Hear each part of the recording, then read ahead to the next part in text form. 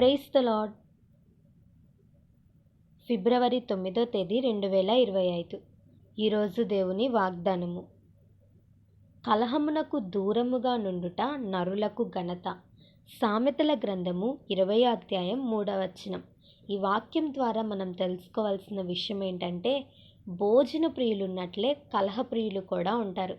వారికి ప్రతిరోజు గొడవలు కావాలి. ఎవరితో గొడవ పడకపోతే కనీసం ఇంట్లో వారితో అయినా గొడవ పడాలని చూస్తూ ఉంటారు. కలహానికి కాలు దువ్వుతూ జీవితాన్ని దుఃఖభరితముగా మార్చుకుంటున్న వారు చాలామంది ఉన్నారు. కలహానికి దూరంగా ఉండటం మనకు ఘనతనిస్తుందని ఇక్కడ దేవుని వాక్యం సెలవిస్తుంది. సమాధానం కలిగి జీవించడానికి మనం ప్రయత్నించాలి.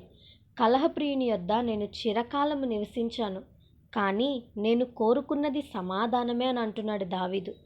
సౌలైతే మాటి మాటికి ఎలా గొడవ పడదామా, ఎలా తిడదామా, చివరికి ఎలా చంపుదామా అని ఆలోచించేవాడు.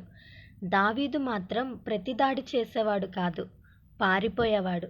కొన్ని సందర్భాలలో గుహల్లోకి వెళ్ళి దాంకున్నట్లు కూడా మనం చూస్తాం. దావీదు చేతగాని వాడై పారిపోయాడంటారా? కాదు. గొల్యాతును చంపినవాడు, సింహమును చీల్చిన ధైర్యవంతుడు.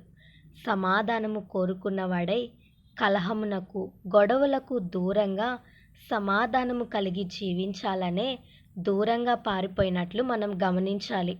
నీ జీవితంలో కూడా కలహాలకు పోవద్దు. సాధ్యమైనంత వరకు సమాధానం కలిగి జీవించు. కలహము పెట్టుకొని అసమాధానాన్ని సృష్టించుకోవద్దు. అది మూర్ఖులు చేసే పని. కాబట్టి సమాధానము కలిగి జీవించు, ఘనతను పొందుకుంటావు. అట్టి కృప దేవుడు మనందరికీ దయచేయునుగాక. ఆమేన్. ఈ వీడియో మీకు దీవెనకరంగా ఆశీర్వాదకరంగా అనిపించినట్లయితే లైక్ చేయండి, షేర్ చేయండి, కామెంట్ చేయండి, సబ్స్క్రైబ్ చేసుకోండి.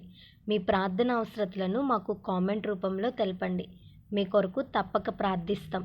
God bless you.